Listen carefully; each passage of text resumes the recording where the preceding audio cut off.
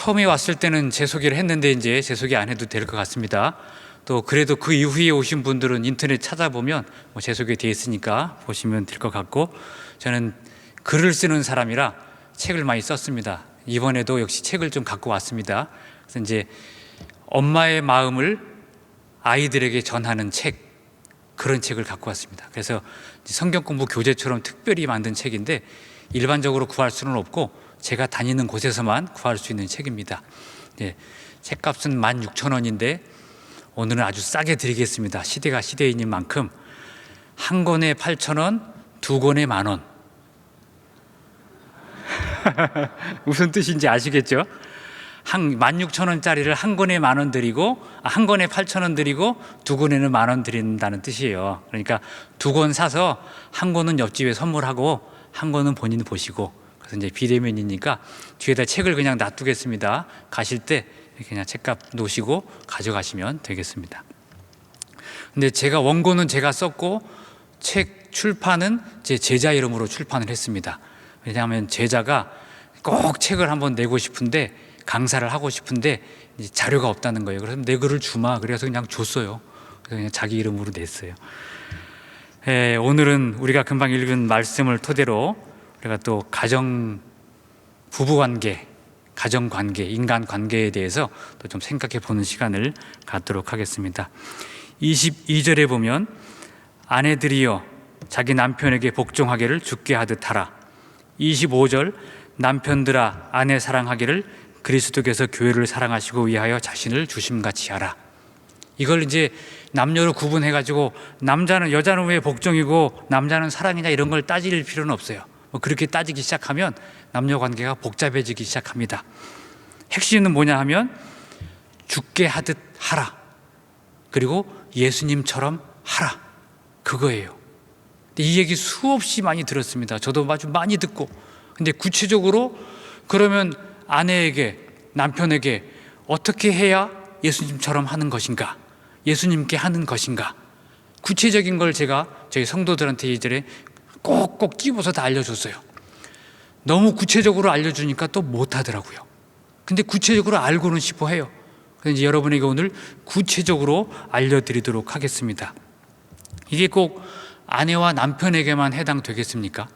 사람에게 어떻게 해야 하느냐, 주께 하듯 하라, 예수님처럼 하라는 거예요. 남편을 남편으로 보지 말고 예수님으로 보고, 아내를 아내로 여기지 말고 예수님으로 여기라는 거예요. 그러면 싸울 일이 없죠. 근데 우리가 그렇게 못하고 있다는 거예요. 그럼 어떻게 하는 게 예수님처럼 하는 거고 예수님께 하는 것처럼 하는 것이냐, 그걸 오늘 알려드리겠습니다. 아내와 남편이 같이 출근하는 부부가 있었어요. 그래서 아내가 바쁘니까 가끔 와이셔츠를 아침에 출근 전에 데려요. 출근 전에 데려가지고 밤에 빨래를 시켜놓고 출근 전에 데려서 덜 마른 걸 입고 나가게 해. 남편은 또 그걸 그냥 입고 다녔어. 그러니까 바쁘니까 어쩔 수 없잖아요. 근데 하루는 이제 한참 남편 차를 타고 아내가 쭉 회사까지 가서 아내를 내려주고 그 다음에 남편이 회사로 출근을 해요. 근데 아내 회사 거의 다 도착했는데 아내가 남편을 딱 쳐다보더니 그러는 거예요. 여보, 왜? 다리미 불을 안 끈 것 같아. 오? 다리미 불을 안 끄면 어떻게, 우리 집 불나잖아. 그러니까 아침에 후다닥 데리다가 안 끄고 나온 것 같아. 그런데 사람들이 무의식적으로 하는 것들은 해놓고 기억이 안 날 뿐이에요. 기억이 안 나는 거야, 껐는지 안 껐는지. 아, 그러면 안 되지, 빨리 돌아가자고. 그래가지고 거의 다 온 회사를 둘이 같이 집으로 돌아가가지고 막 남편이 달려 들어가서, 걸음이 빠르니까. 그런데 꺼져 있어. 그래서 다행이야, 껐어. 어휴, 그래요, 내가 껐나 봐. 어휴, 당신이 안 끌 사람이 아니지, 끄길 잘했지. 다행이에요. 그래 다행이야. 그러고는 출근을 했어요. 무사히. 며칠 지나서 출근을 하다가 아내가 또 그러는 거야. 여보, 왜? 생각이 안 나. 뭐가? 다리미 껐는지. 아니, 이 사람이 지난번에도 그러더니 오늘 또 그래. 당신 들어가, 그럼 내가 혼자 갔다 올 테니까. 아내를 회사에 집어넣고 남편이 막 돌아가서 집에 문 열고 들어가 보니까 꺼졌어. 기억이 안 날 뿐이야. 그리고 나서는 이제 꺼졌다고 연락을 하고 또 회사 출근을 했어요. 세 번째, 며칠 있다가 똑같은 사건이 또 벌어졌어. 아내 회사에 딱 도착했는데 내리기 전에 그러는 거예요. 여보, 왜? 대리미. 남편이 그냥 문을 콱 발로 차고 나오더니 트렁크 쪽으로 가는 거야. 3번에 드디어 저 인간이 열받는구나. 그래가지고 그 아내는 눈 딱 감고 있었어요. 그래, 할 수 없지, 뭐 내 잘못인데. 트렁크를 열더니 뭘 꺼내? 골프채를 꺼내나, 백밀러를 부시려나, 창문을 부시려나, 저 인간이 뭘 부시려나, 설마 나를 때리진 않겠지. 그리고 문을 털컥 연더니 여기 있다 그러는 거예요. 뭐가? 대리미 여기 있다. 껐지? 꺼졌지? 회사 들어가. 남편이 두 번 겪고 나서는 어떻게 하면 이 문제를 해결할 것인가? 어떻게 해야 이 아내의 건망증을 해결할 수 있을까? 그래, 까짓거 대리미 가지고 출근하자. 그래가지고 아내가 나간 다음에 대리미를 들고 와가지고 딱 트렁크에 집어넣고 기억 안 난다 그러면 꺼내서 보여주려고. 그래서 여보, 대리미 여기 있어. 꺼졌어. 걱정하지 말고 들어가. 껐어. 아내의 문제를 아내가 해결하게. 당신 도대체 어떻게 생겨먹은 사람이 3번씩이나 대리미 불을 껐는지 기억을 못하면 어떻게 하라는 거야 나한테. 나 회사 그만두라는 거야. 이렇게 나가면 해결이 안 돼. 아내는 바쁘게 살다 보니까 잊어먹을 수밖에 없어. 그걸 해결할 수가 없어. 스스로 남편이 해결해야 돼. 대리미 가지고 출근한다고 뭐 사고 날 것도 아니고 무거운 것도 아니고 옛날처럼 들고 가는 것도 아니잖아요. 차에 싣고 가잖아요. 자기 스스로 해결 방법을 찾은 거야. 아내의 문제지만 남편이 해결할 때 그때 가정에 평화가 오는 거예요. 당신이 똑바로 해야지? 아니야. 당신 문제라도 내가 해결해야 그 문제를 통해서 가정에 평화가 오는 거예요. 당신 때문에 못 살아. 그러면 진짜 못 살게 돼. 그런 당신하고 어떻게 하면 살 수 있는지의 방법을 찾아내야 된다는 거예요. 내가. 네 문제니까 네가 해결해라? 절대 해결 못해요. 인생에는 사각지대가 있어요. 자동차에도 사각지대가 있어요. 저도 며칠 전에 운전하고 지방 내려가다가 죽을 뻔했어요. 집사람이 옆에 앉아 있었는데 죽을 뻔했다고 그러면 놀랄까 봐 괜찮아 다반사로 그런 일이 있어. 근데 진짜 죽을 뻔했어요. 차선을 바꾸려고 오른쪽으로 딱 들어갔어. 분명히 제 뒤에 차가 없었어요. 백밀러를 봤을 때 차가 없었어요. 들어갔는데 반 정도 들어가니까 건너편 차선에서 그 10톤 넘는 트럭 있잖아요. 그게 쓱 들어오더라고. 제 뒤쪽에서. 근데 그게 사각지대예요. 승용차는 사각지대가 뒤에 있는데 높은 트럭은 사각지대가 바로 앞에 있어요. 둘 다 사각지대에서 마주친 거야. 그래서 깜짝 놀래가지고 부딪히기 한 50cm 전에 핸들을 틀어가지고 옆으로 차선을 와서 다행히 차가 없어서 틀어가지고 똑바로 가다가 그 차 지나간 다음에 그 차는 미안하지도 않아. 못 봤으니까. 사각지대에서는 절대 차를 못 봐요. 작은 차를. 그래서 그냥 가버리더라고. 똑같은 속도로 브레이크 한번 밟지 않고. 사각지대가 마주치면 둘 다 사고 나요. 둘 다 죽어. 자동차만 그런 게 아니라 인생에도 사각지대가 있습니다. 나는 못 봐. 아무리 똑똑해도요, 사각지대는 못 보게 돼 있어요. 누군가 알려줘야 돼. 저희 집사람이 목사님 트럭 들어와. 그 소리에 번쩍 정신을 들고 백밀러를 보지 않고 옆을 돌려서 보니까 차가 들어오더라고. 나보다 운전 못하는 아내가, 사모가 사각지대를 봐요. 분명히 운전에 대해서, 길에 대해서, 도로에 대해서는 아무것도 몰라. 그런데 내가 못 보는 사각지대를 옆에 앉아있는 사람이 보더라는 거예요. 여러분이 아무리 인생학에 대해서, 철학에 대해서, 우리의 신앙에 대해서, 성경에 대해서 또박또박 다 알고 기억을 한다고 해도 여러분의 인생의 사각지대는 여러분이 못 봐요. 누군가 옆에 앉아있는 어린 아이, 그 아이가 아빠 옆에 차 생기는 차 들어오는데 그 얘기를 해줘야 비로소 그 아이의 말을 듣고 사각지대를 볼 수 있는 거예요. 그래서 너의 문제를 너에게만 놔두면 안 돼. 네가 보지 못하는 사각지대를 옆에 있는 나는 보거든요. 내가 그 문제를 해결해 줘야 되는 거예요. 내가 본 것을 본인은 절대 못 봐. 저희 집사람이 집안 청소를 아주 깔끔히 해요.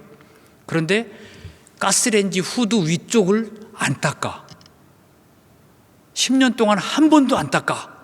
그래서 부엌 일은 남자가 하면 안 된다고 제가 어릴 때부터 어머니한테 교육을 받아가지고 얼마 전까지 부엌 일을 안 했어요. 그러니까 저 가스레인지 후드를 뚜껑을 언제 닦으려나 바라보고만 있었어. 여자일이니까 바라보고만 있었어.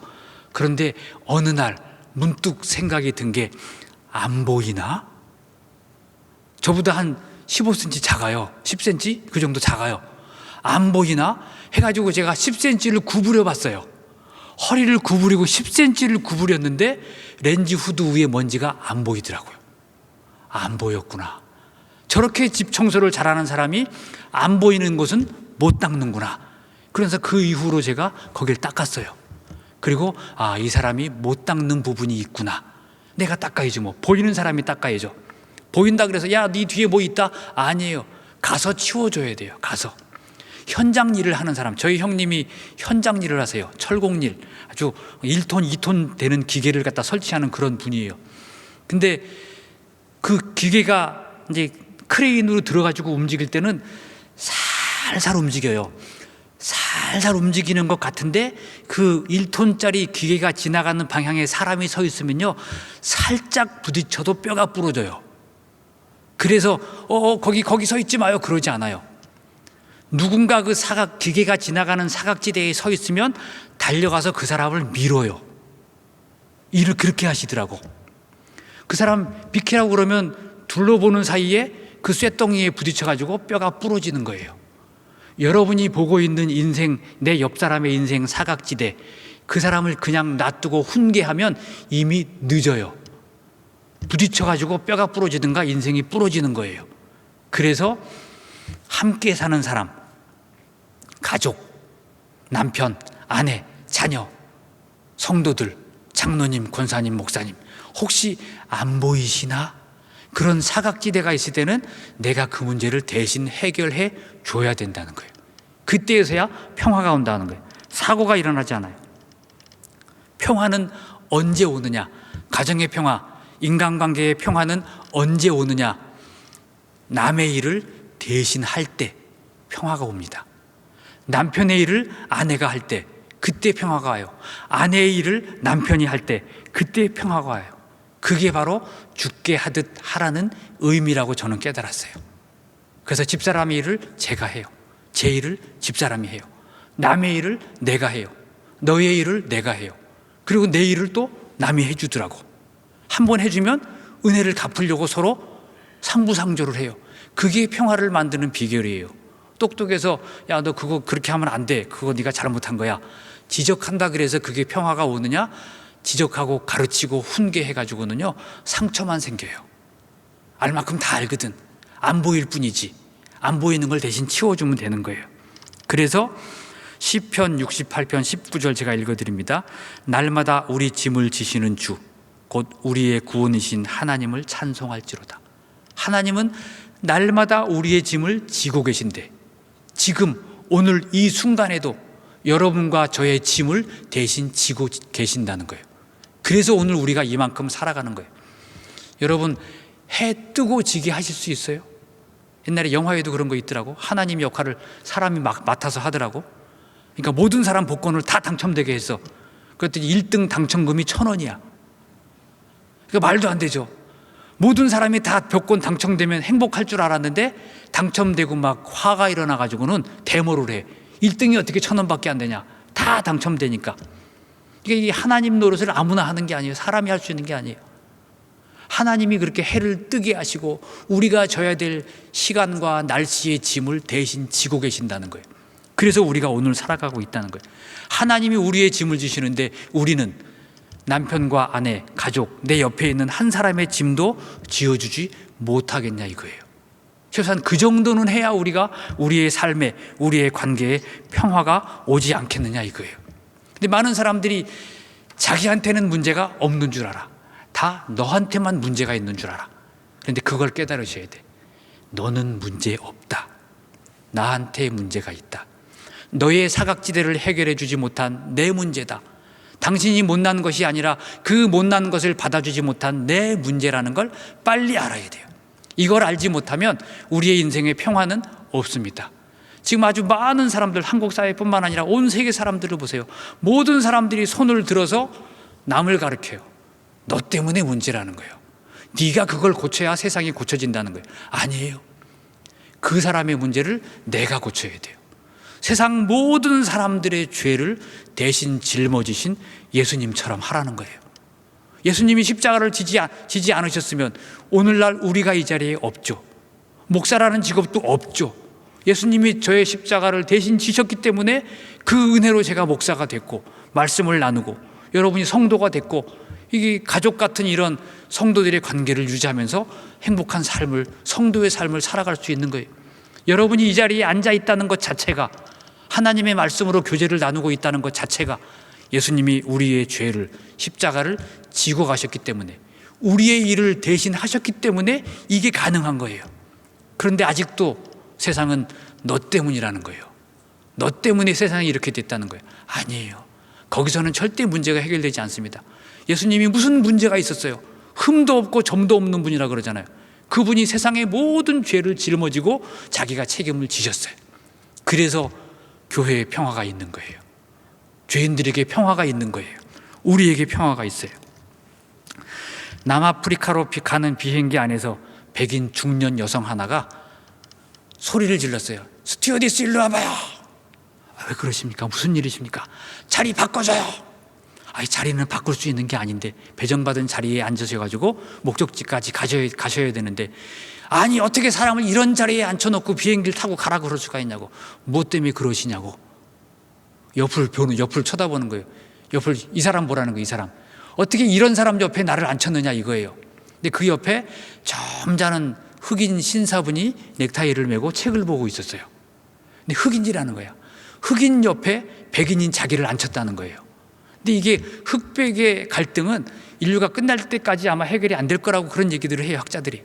이게 물질적인, 이게 색깔적인 문제라 어려운 문제라 그러더라고요. 근데 지식이 있고 어느 정도 교양이 있고 양심이 있으면 그런 짓까지는 안 하는데, 이 사람은 좀 잘못된 분이었던 모양이야. 그러니까 어떻게 이런 사람 옆에 나를 앉혔느냐 이거예요. 불쾌하다 이거예요. 빨리 자리 바꿔달라고 막 소란을 피는 거야. 그러니까 이제 비행기 안이 술렁술렁 되기 시작했어요. 이걸 뭐 저런 사람이 다 있어. 아무리 자기가 백인이라고 해도 흑인을 저렇게 대놓고 무시할 수 있어. 보니까 자기보다 훨씬 교양 있는 사람이 옆에 앉아 있구만. 근데 스튜어디스가 알겠습니다. 그러면 저희가 기장님한테 물어보고 와서 답변을 드리도록 하겠습니다. 그리고 이제 스튜어디스가 기장한테 가가지고 한참을 얘기하더니 돌아왔어요. 손님, 우리 기장님께서 특별히 이번에 문제가 심각하신 것 같다고, 자리 배정이 잘못된 것 같다고 바꿔드리라고 하셨습니다. 앞에 국빈이 타는 퍼스트 레이디들이나 대통령들이 타는 그런 자리가 하나가 딱 남았는데 그 자리로 손님을 옮겨드리라고 했습니다. 정말 사과 말씀드립니다. 일어나시죠. 그러니까 백인 여자가 가방을 들고 일어나려고 그러는 거예요. 아니, 손님 말고 옆에 계신 신사분, 흑인 신사분 일어나서 가시라고, 대통령 자리로 모시겠다고 기장이 그렇게 얘기를 한 거예요. 그 이야기, 스튜어디스의 그 이야기를 딱 듣는 순간에 그 비행기 안에 있는 사람들이 다 박수를 치고, 현명한 결정을 했다고. 그리고 문제가 끝났어요. 옆에 있던 흑인이 사라졌잖아. 근데 그런 사람의 문제를 해결해 주긴 해야 되는데 어떻게 해결할까? 옆에서 이유 없이 억울하게 욕먹은 사람, 흑인을 귀빈 대접을 해서 자리를 바꿔주는 것이 훨씬 낫겠다. 기장이 그렇게 판단을 한 거예요. 현명한 거죠. 이 백인 여자는 자기는 문제가 없는 줄 알았어. 옆에 앉아있는 흑인이 문제고, 자기를 흑인 옆에 앉게 했던 비행사가 문제고, 스튜어디스가 문제고, 기장이 문제고, 세상이 다 문제인 줄 알았어. 그러나 정작 문제는 세상 문제도 아니고 옆 사람 문제도 아니고 자기 자신이었다는 거예요. 우리가 살면서 그래요. 대부분 사건이 터지고 인생이 고달파지고 힘들어지면 누구 때문에, 너 때문에, 이웃 사람 때문에, 심지어 뭐 대통령 때문에. 대통령하고 우리 인생하고 무슨 상관이 있어? 근데 다 남 탓을 하고 실질적으로 문제를 해결하지 못한다는 거예요. 내 옆 사람은 내가 불쾌한 것보다 나를 더 불쾌하게 생각해. 그렇지만 참고 있을 뿐이라는 거예요. 그런데 나는 그걸 모르고 나만 불쾌한 줄 알고, 나만 기분 나쁜 줄 알고 착각을 하고 살아가고 있다는 거예요. 문제가 너가 아니라 나라는 걸 아주 많은 사람들이 모르고 있어요. 저도 모르고 살았어요. 아직도 모르고 사는지도 몰라요. 그런데 빨리 깨달을수록, 이걸 빨리 깨달을수록 우리의 삶에 평화가 온다는 거예요. 남 탓만 하지 않아도 우리의 삶에 화날 일이 그렇게 많이 없어요. 저도 집사람 우리 사모 때문이라는 생각을 하지 않는 다음부터는 저희 집에 아무런 문제가 없어요. 아무런 문제가 없어요. 다 내 탓이거든요. 내가 고쳐야지, 내가 바꿔야지, 내가 청소해야지, 밥 안 주면 내가 차려 먹어야지. 여자가 밥 안 주고 뭐해? 안 줄 수도 있지, 바쁠 수도 있죠. 최근 남편 하나가 상담을 한 얘기가 있어요. 남편이 자기 친구한테 전화를 걸었어. 친구가 의사예요. 봐, 왜 그래? 우리 집사람이 요즘에 잘 못 알아들어. 어떻게 못 알아들어? 리모컨 좀 가져와 봐. 그러면 대답을 안 한대. 또 한참 있다가 리모컨을 갖다 던진대. 알아들은 건가? 못 알아들은 건가? 필요할 것 같아서 갖다 준 건가? 여봐, 물 한 잔 가져와 봐. 아무 대답이 없대. 물 좀! 물 달라고 몇 번을 그러면 또 물을 갖다 주기는 준대. 왜 대답을 저렇게 안 할까? 알았다고 한마디 해주면 얼마나 좋을까? 그래서 이제 친구한테 그 얘기를 했어요. 그러니까 친구가 그러면 어느 정도 거리에서부터 안 들리는지 거리를 알아가지고 나한테 오게 내가 적당하게 처방을 해주겠네. 그랬어요. 이제 그 다음날 퇴근하면서 문 앞에서부터 소리를 질렀어. 여봐, 오늘 저녁 메뉴가 뭐야? 아무 대답이 없어. 여기는 멀지. 나도 안 들릴 거야. 그리고 이제 문 열고 들어가가지고 이제 이 신발 벗는 입구에서 얘기했어요. 여보, 오늘 메뉴가 뭐야? 대답이 없어. 이 정도에서는 들려야 되는데, 야, 안 들려서 참 고생 많이 했겠다. 이제 주방 앞에까지 갔어요. 큰 소리로 얘기했어요. 여보, 오늘 저녁 메뉴가 뭐야? 아무 대답이 없어. 이야, 내가 그동안 너무 무심했구나. 이렇게 안 들리는 귀를 가지고 살려니 얼마나 힘들었을까. 인간관계도 참 힘들었겠다. 이제 막 측은한 생각이 드는 거야. 그래가지고 바로 앞에 가가지고 귀에다가 손을 대고 얘기했어. 여보, 저녁 메뉴 뭐야? 부인이 딱 돌아서면서 그랬어. 칼국수! 몇 번을 얘기해야 알아들어? 5번 얘기했잖아, 5번. 당신 귀 먹었어? 누가 귀가 먹었어요? 자기 귀가 먹은 거야. 여봐, 물 떠와. 거기 냉장고 가서 좀 갖다 드세요. 나 바빠요. 물 떠와. 아유, 손이 없어, 발이 없어. 여기 있어요. 근데 못 들은 거야. 리모컨 줘봐. 그 옆에 있잖아요. 못 들어. 리모컨 달래니까. 거기 옆에 있는 것도 못 들어요. 리모컨 가져와. 에이, 그리고 던지고 갔어. 자기가 못 알아들어 놓고는 부인한테 못 알아듣는 줄 알고 전 친구한테 전화해가지고 집사람이 못 알아들어가지고 사는 게 힘들어, 불편해. 아내한테 그 얘기 듣고는 친구한테 전화해가지고 내가 요즘에 잘 안 들려. 빨리 와 고쳐줄게. 귀 검사하고 약 먹고 고쳤는지 모르겠어. 지금도 잘 알아듣는지. 아무튼 너 때문이라고 생각하는 그 기간 동안은 절대 문제가 해결되지 않습니다. 왜 말귀를 못 알아들어? 못 알아듣는 게 아니에요. 그 사람이 못 알아듣는 게 아니라 내가 못 알아듣는 거예요. 내가 못 알아들으면서 저 사람이 알아듣지 못해서. 저는 솔직히 고백하는데 결혼할 때 저는 똑똑한 줄 알고 집사람은 무식한 줄 알았어요. 공부를 저보다 조금 못했거든. 근데 살다 보니까 그게 아닌 거예요. 이 사람이 더 현명한 거예요. 그걸 나중에 한 10년 지나서 깨달았어요. 그러고 나서는 아무 말을 안 해요. 집사람이 하자는 대로 해요. 목사님 이거 하세요. 그럽시다. 저거 하세요. 그럽시다. 일로 가요. 그럽시다. 저거 해요. 그럽시다. 하자는 대로 해. 먹는 것도 주는 대로 먹어. 뭐든지 그냥 주는 대로 먹어. 씹으면 넘어가. 무조건 씹으면 넘어가. 한 번은 고등어를 해놓고 고등어 먹으라고 그러더라고. 내가 딱 먹었는데 그 싱싱한 고등어를 어떻게 그렇게 맛없게 했는지 모르겠어. 간장하고 물만 붓고 끓이면 그 맛있는 고등어가 되는데 어떻게 고등어를 이렇게 끓였을까? 칡보다 더 딱딱해. 그걸 먹으면서 목사님 맛있죠? 그러는 거예요. 먹을만하네. 아니 솔직히 얘기해봐. 진짜 맛있어 맛없어? 여기서 맛없다 그러면 앞으로 반찬이 안 나올 것 같으니까 맛없다 그럴 수는 없고 맛있네. 그러니까 진짜 맛있어. 자꾸 물어보면 확답을 하잖아요. 맛있어. 엄청 맛있네. 어떻게 맛있게 했어?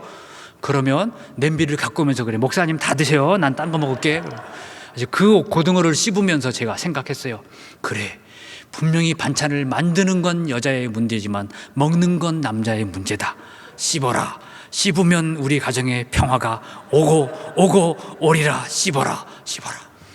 계속. 그래서 저는 뭐든지 입에 들어가면요 무조건 씹어. 그래서 광주에 강의하러 갔는데 광주 분들이 맛있는 거 사준다고 저를 데리고 갔어요. 근데 홍탁 삼합집을 데리고 가더라고. 서울 사람을. 먹어본 적도 없는데 물어보지도 않고 자기들이 먹고 싶으니까 그걸로 간 거야, 농협 직원들이. 그래가지고 홍탑 삼합이 아니라 홍탑탕을 주더라고. 지독해요, 냄새가. 아주 그냥 딱 집에 들어가면서, 이 음식점에 들어가면서부터 그냥 눈, 코, 입이 맵기 시작하는데, 야, 내가 오늘 이거 먹고 서울 무사히 올라갈까? 그런 생각이 드는데 한 그릇 담아 주더라고.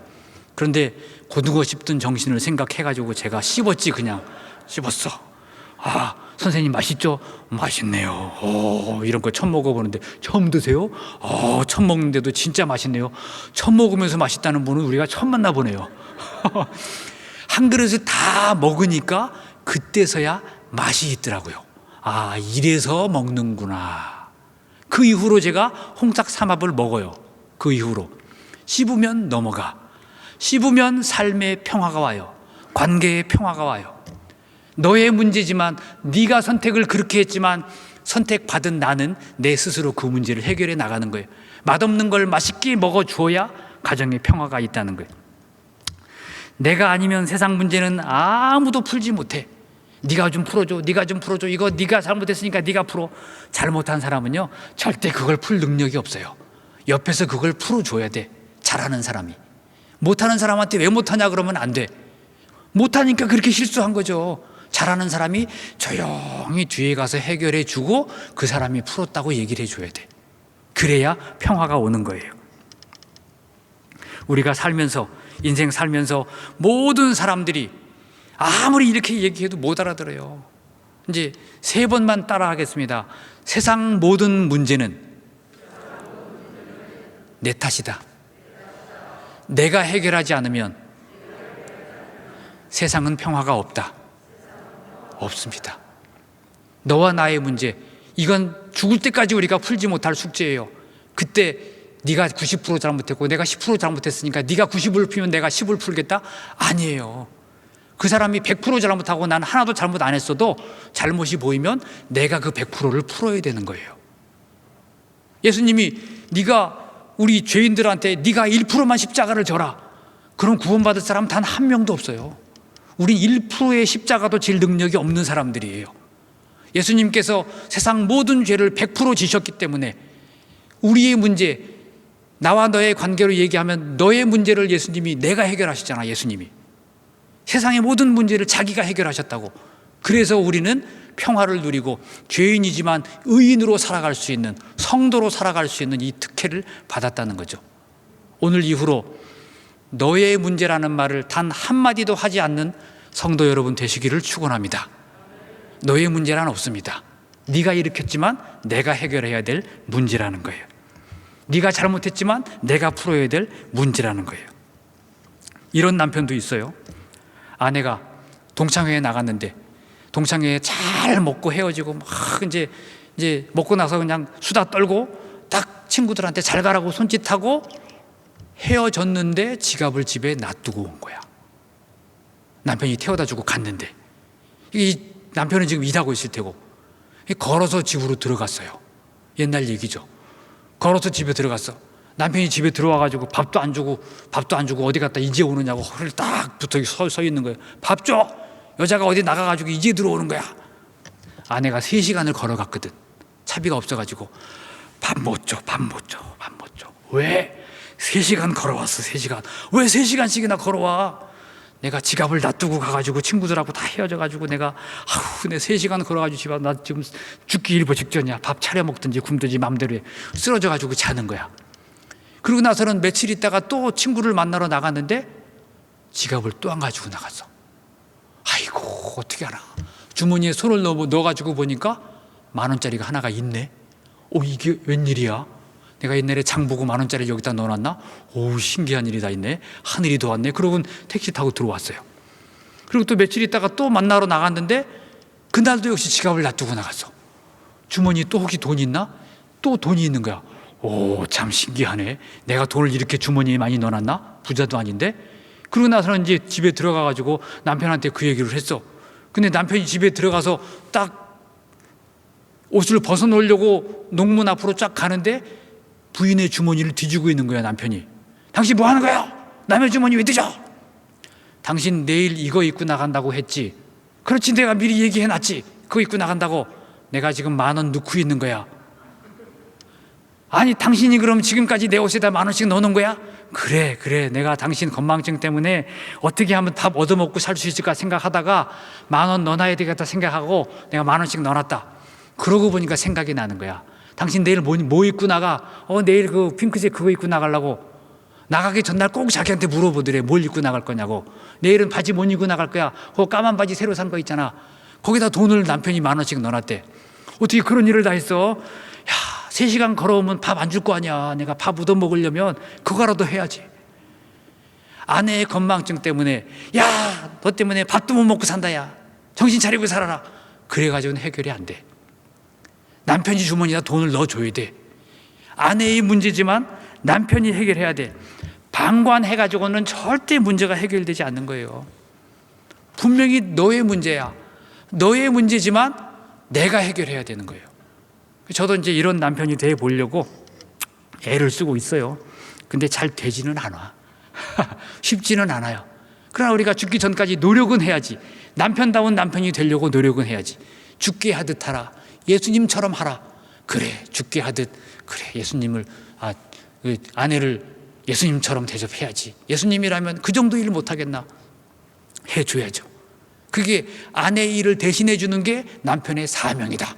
그렇게 생각을 하고 살아요. 여러분도 아내를 사랑하지 않으면 예수님께서 가만두지 않을 거예요.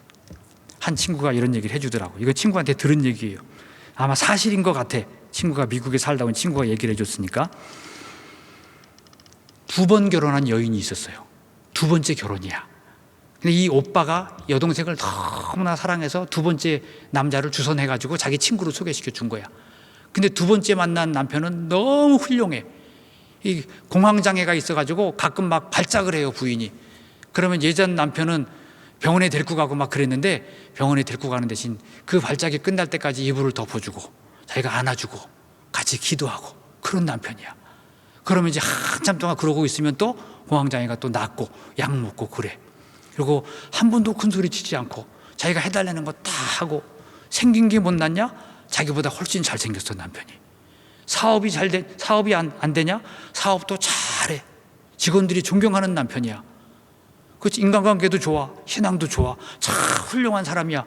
근데 어느 날은 이 여동생이 문득 생각 들기를 어떻게 저렇게 훌륭한 남편이 나 같은 여자하고 살고 있을까?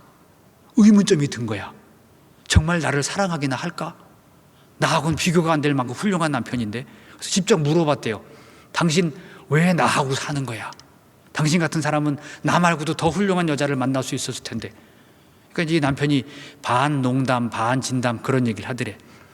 1번, 당신을 한순간이라도 보고 있지 않으면 내 마음이 불편하고, 2번, 당신 오빠 때문이야. 그러더래요. 아니, 우리 부부 사이하고 우리 오빠하고 무슨 상관이 있는데, 당신 오빠가 당신 소개시켜주고 나서 결혼할 때 나한테 그러더라고. 내가 가장 사랑하는 동생이다. 내 여동생 눈에서 눈물 나게 하면 네 놈 눈에서 피눈물 날 줄 알아라. 오빠가 협박을 한 거야, 자기 친구한테. 내 여동생 눈에서 눈물 나면 네 놈 눈에서 피눈물 날 줄 알아라. 각오하고 내 동생 데리고 살아라. 그랬던 거야. 그러니까 그 얘기를 듣고 네 오빠가 무서워가지고 나는 너한테 잘할 수밖에 없다. 막 그런 반 농담 반 진담으로 그런 얘기를 해줬대.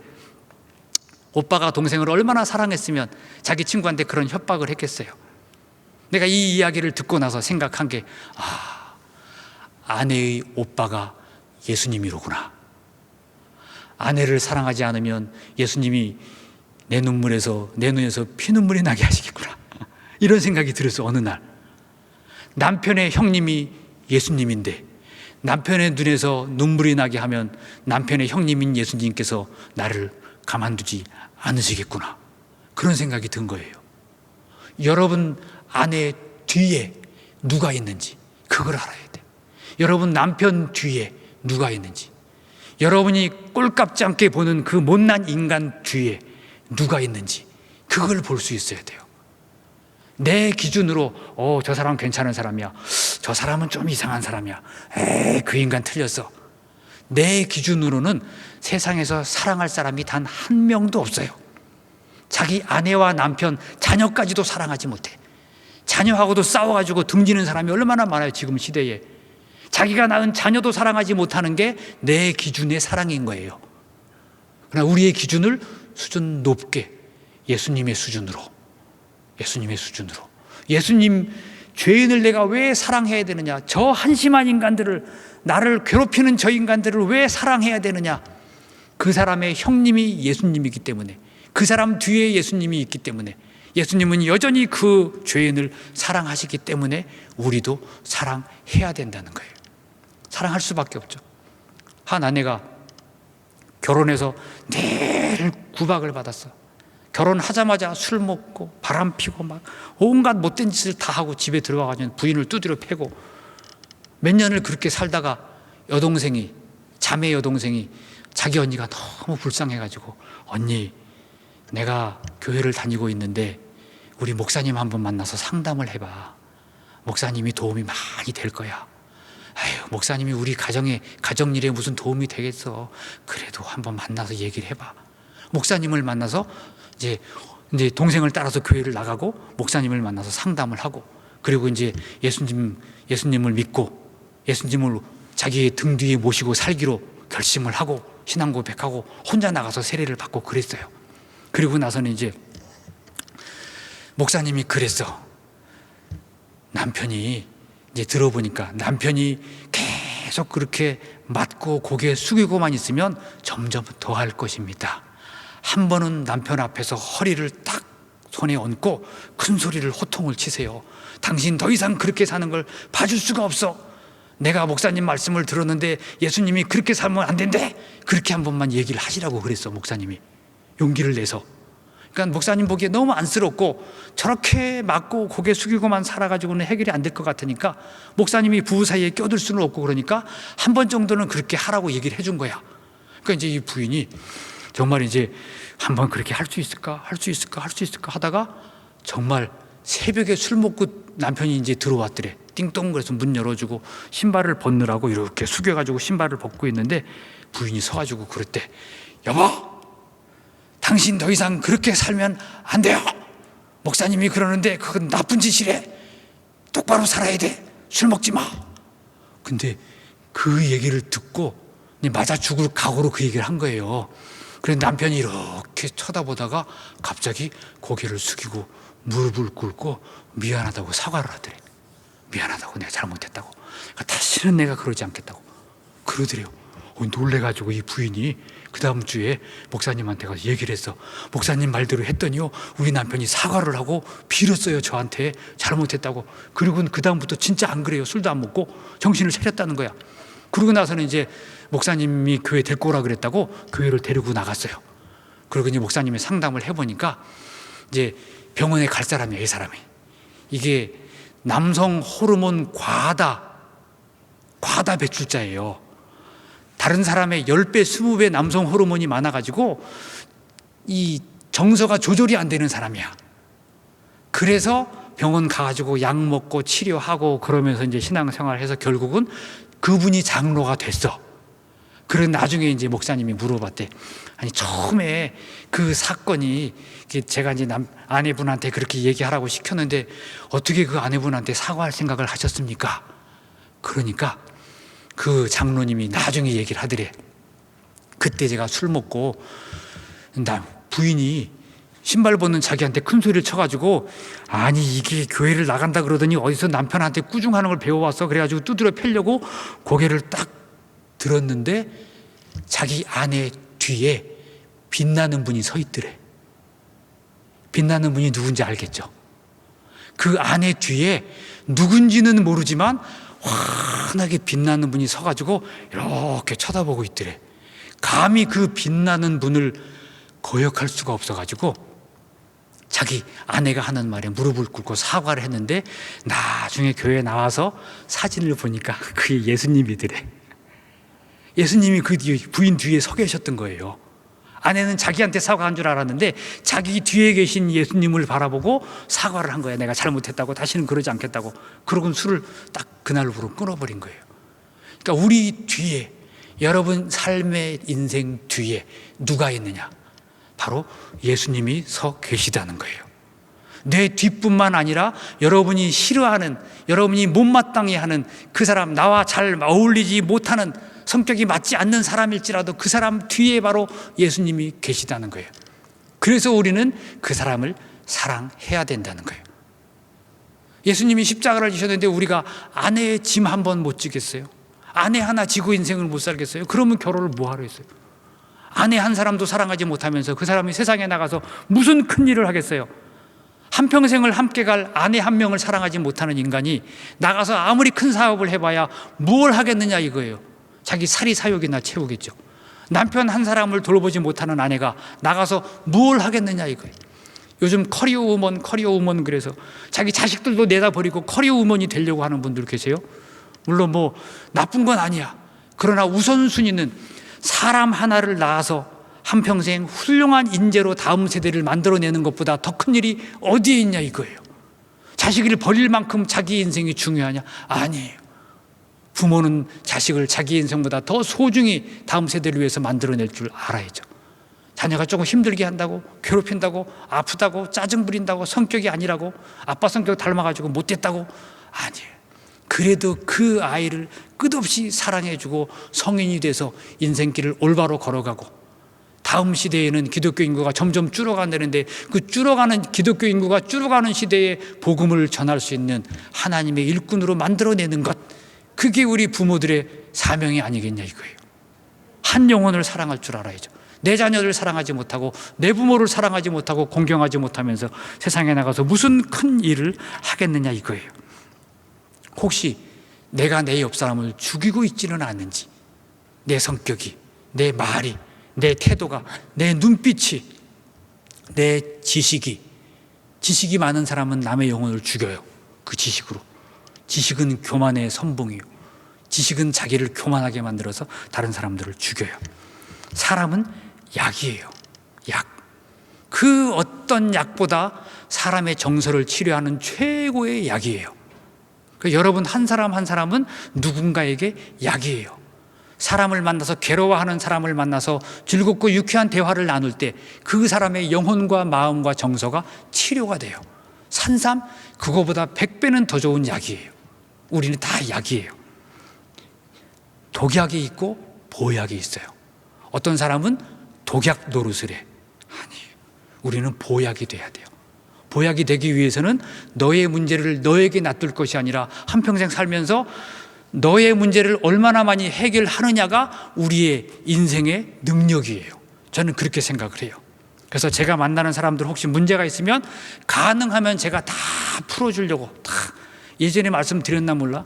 친구 목사님들이 저한테 전화해가지고 돈 꿔줘. 돈 꿔드렸어. 돈 꿔주면 그 다음부터 소식이 없어. 돈 갚을 때까지 연락을 안 해. 목사님 왜 연락 안 해? 매주 연락하더니 아유 돈이 없어서 미안해서. 돈은 돈이고 친구는 친구지. 그럴 수가 있어. 빨리 나와. 불러내가지고 밥을 먹여.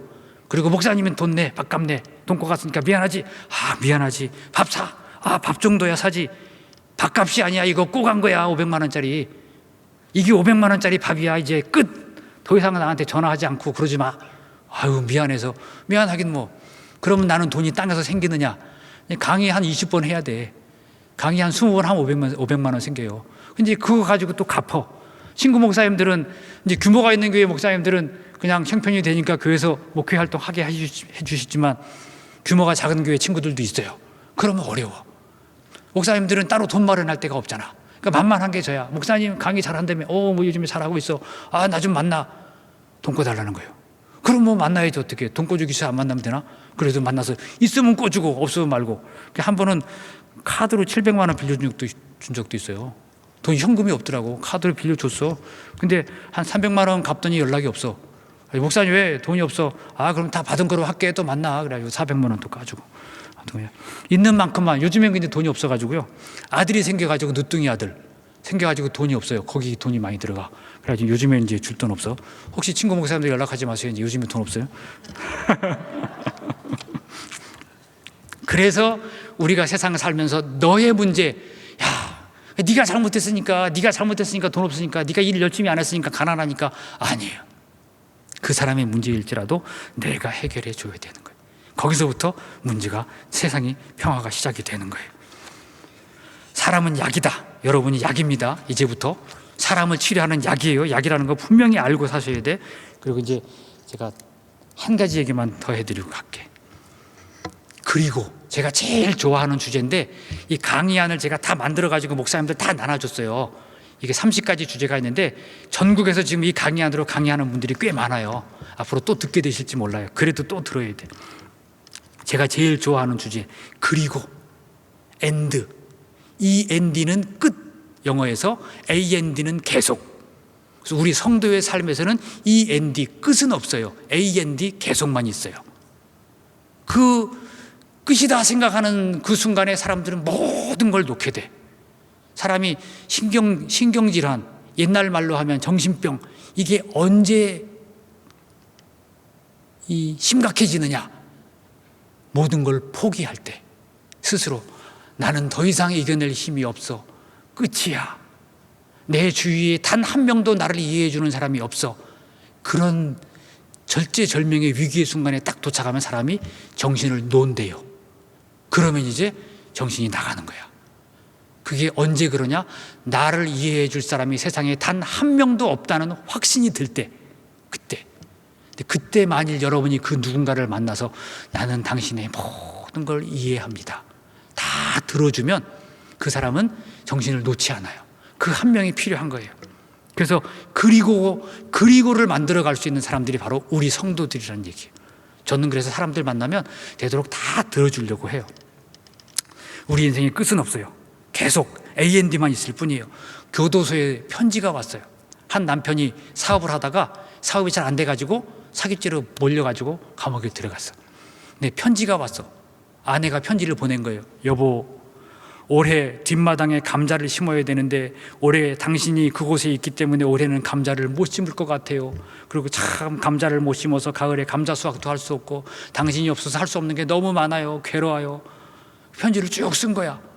그 편지를 받자마자 이 사업가가 답장을 썼어. 여보, 절대 뒷마당을 파지 마시오. 뒷마당에 사업 비밀과 공금과 내가 몰래 나중에 노후에 쓸 황금 덩어리를 거기에 묻어놨어.